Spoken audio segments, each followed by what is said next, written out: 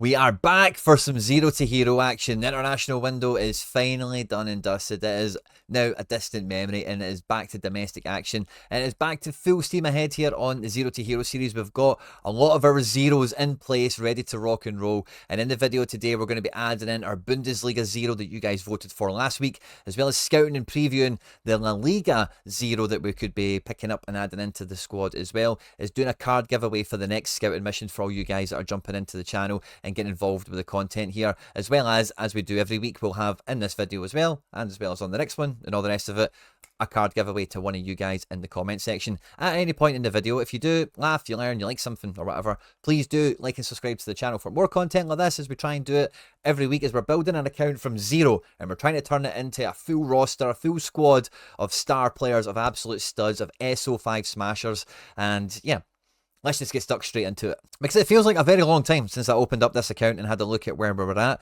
Now, we've actually had giveaways already for Reece Nelson and Nicholas Dorsch. Those winners have actually yet to contact us, so we'll maybe give them another little bit of time, and then we might have some sort of rollover action on the go here. And for the La Liga one, we'll be giving away this Isaac Romero, so stay tuned to see who we've got there. But outside of those guys, we've got a nice kind of squad built here. We've got a Ryman goalkeeper, we've got an injured forward in Balikwisha who should come back, hopefully better than ever. Double midfield of Teji Savernier, Leighton Clarkson and Daniel Munoz. So we are missing a forward if we were to think about this evolving into like a specialist team or an all-star team or whatever the special competitions that we could maybe try and tap into and take advantage of. These are our results from the last game week that we actually entered. And I think, yeah, in international football, we managed to roll out Isaac Romero on one occasion. We didn't get any boxes or anything like that, sadly, but we did get a wee training lineup out. Maybe could have tapped back into this account to do some more training over the international breaks. We've certainly missed out on that. The Premier League's a really tough pick this week because Daniel Munoz is kind of 50-50 after this international window, and the fixture spread as a whole is pretty difficult. But my top 5 or my top 4, depending on who I look at this, I'll be coming out with is I'm going Captain Palmer up front, away to Liverpool. Should be an easy enough game to try and get, 15 to 20 8-8, and then as long as he gets that decisive, it's job done, really. But Bruno Guimaraes and Yuri Tielemans are two fantastic all-action midfielders that have got great games that I could see them getting really significant all-around in the matches that they've got. And then again, similar to Palmer, you're just crossing your fingers on the decisive coming their way. So Palmer being the most 100 capable, period. Actually, maybe Bruno at home, but yeah, 1,000 bookings and stuff might hold him back a little bit more versus Palmer. And I think Vicario, after getting his first cap for Italy in his hometown, he'll be coming back to London, an extra foot taller. West Ham have not been that scary in the grand scheme of things, and really, again, like I say, the fixtures is a really tight spread, so choosing goalkeepers is much of a muchness, really. And then looking across Champion Europe, there is actually like a lot of selection, a lot of choice to be had this week. And really the decisions for me really did come to, I just feel that David De Gea is going to build a really strong L5 over this next section here, and away to Lecce should be a good enough game for him. Grimaldo wasn't too heavily taxed over the international break. This is a big game for Leverkusen, and this is a game that he could show up with a big score for me.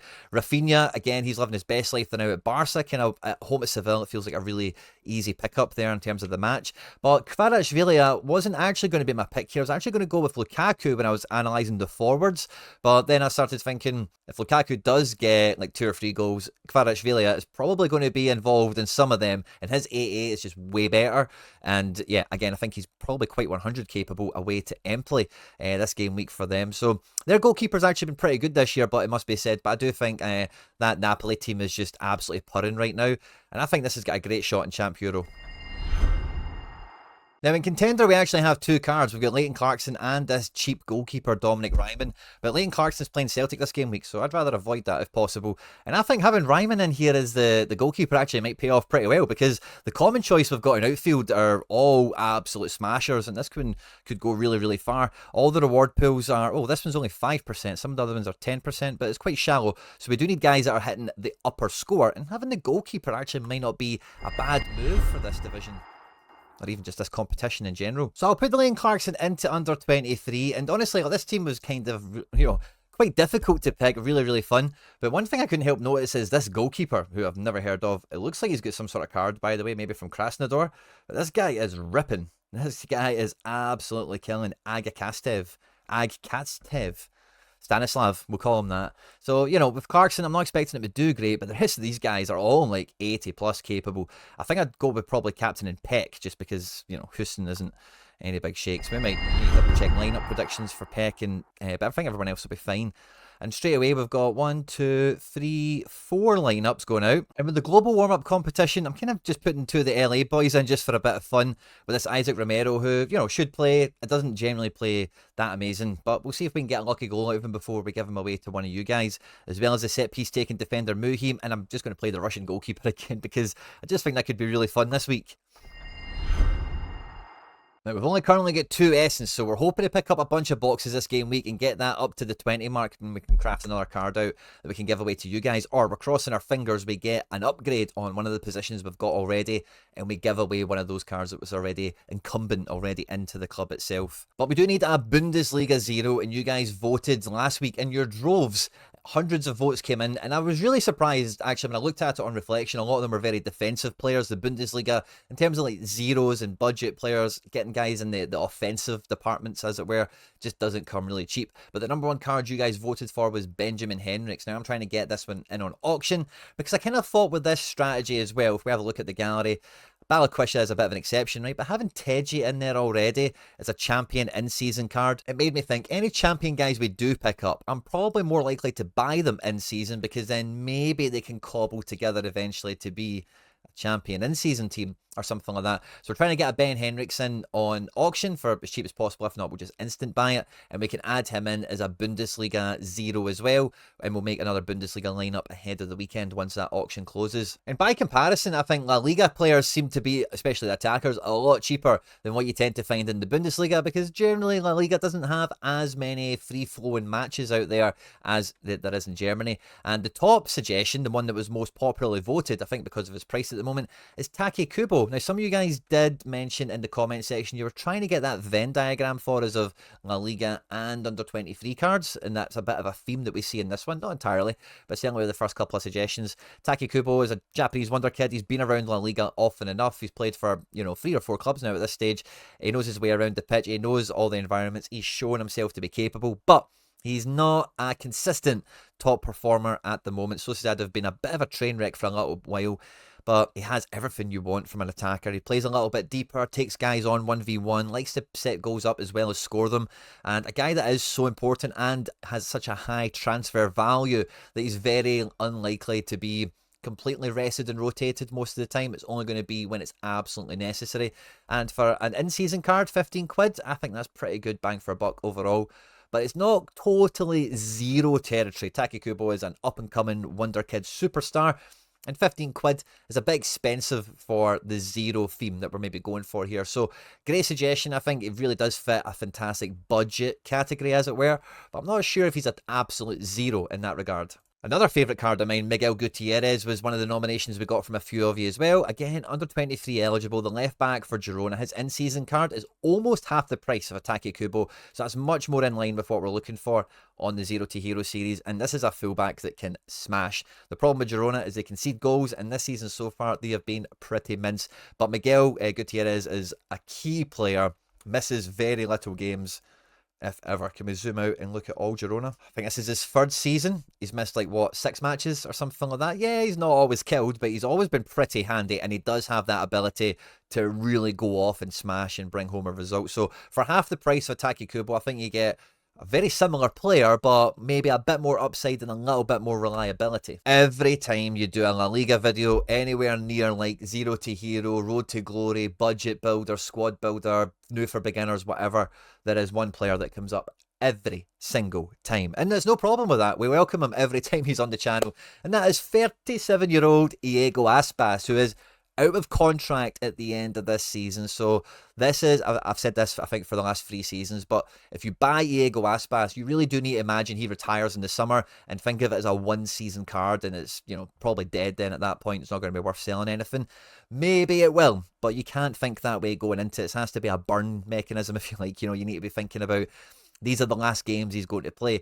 And, you know, he's a club hero, a club icon at Celta Vigo. He's still doing it. He's not always starting. The change to the substitution thing has maybe helped him a little bit. You know, it's fair enough he scored a goal here, but there's a little bit less pressure because he does take set pieces and stuff. So even if he comes on at half-time, he's equally as likely to get that decisive, of course. But he's still capable of getting to close to 10 all around. So even if, like, It was a bad game for him. It may not be totally awful for the actual squad. An in-season card at the moment of like over a tenner feels a little bit punchy to me. Now, he's actually on a yellow card suspension for this game week, so by the time the vote comes in and we go back to the market, maybe he's dropped under that £10 mark. I wouldn't imagine that being a far cry, a big stretch of reality there once he picks up a DNP this weekend, which is generally the way the market reacts. So a very interesting one as a forward as well. It'll fill a very interesting spot in terms of the options we've got for La Liga, maybe even Champ Euro further on in terms of a collective, like limited outfit or whatever. But at that price, I'd rather have Taki by an absolute mile. Now, we didn't get too many, like, for me, out-and-out zero suggestions. There was a few fun ones, like Florian Lejeune, De Frutos, and I can't remember, there was one other one that I found half okay is interesting, but a lot of them come with different things, and I thought I'd rather talk about something that's got a wee bit more excitement into it. Might not be as stable, as reliable as like a Lejeune or a De Frutos or something like that. But Oscar Rodriguez this summer moved back to Leganés. Now, you won't see this on Sorare data because, Sorare doesn't go back far enough. But Oscar Rodriguez at Leganés like 4 years ago or something like that was right up there, was one of the most effective attacking midfielders in La Liga. And it resulted in a few teams paying a good couple of quid for him to try and get him, fit and available and into the squad. We're thinking about Sevilla, Getafe, Celta Vigo. And there may have been another one in there that I'm forgetting. But he's back to where he kind of broke out of the Real Madrid academy and got his first team opportunity in. They've got Haller up front. They've got somebody else quite fun in their squad as well. He's starting to feature more and more regularly. He has 40p in season, which is incredible. Now, he's not a reliable starter as it goes for the now, sadly. And if this continues, he is firmly a zero. He is a proper zero that might, after this international break, it's hard to know really because I've not been following Leganés that closely, but if he starts all the time, if he gets back into starting every week for them, 40p is going to look like an absolute snip, So I don't know. Maybe we just add in Oscar Rodriguez anyway. I'm not too sure. We'll add him into the poll for you guys. And now if you go onto the channel and hit on... Actually, we're going to change it this week, okay? Rather than going onto the channel homepage and hitting a vote, what I would want you to do is vote in the... No, we'll do that going forward. We're going to stay with the community tab and we'll do the picture votes for the now. But once we get through after this week, we're going to change the format of the scouting policy a little bit. It should be a lot more exciting for you guys as well. And yeah, we'll be voting on in the comment section, so you'll be voting and getting your ticket giveaway entry, because all the cards we give away in this series are to the comment section on the Zero to Hero series itself. And last week you guys voted, you nominated all those La Liga cards, so thanks to everyone that got involved. We're going to try and pick our winner now, and we're going to ship over the Isaac Romero to them. Now, he's not La Liga, he's La Liga 2, but it's the next giveaway card that we've got. Drum roll please. The best... I was going to say pupil there, but I'm not sure that's what that's meant to see. Artur Ruibal is class. He plays internationals and scores goals. Very, very good shout. And very unlucky to make the cut for this one, Artur Ruibal. But the best Pui, congratulations to you. You've won the Isaac Romero. Now, if you want to get involved in next week's card giveaway, I need distinctively under 23 Zero to Hero candidates in the comment section of this video to feature on next week's episode as we open up the boxes from the game week of the teams we've just submitted and find out who this week's giveaway winner is from the comment section of this video, as well as setting our teams up again for the following weekend. I hope you enjoyed this one, guys. On screen and now some other stuff that I've made that YouTube thinks you might enjoy. Don't forget to hit the subscribe button, stay out of trouble, and I'll catch you on the next one.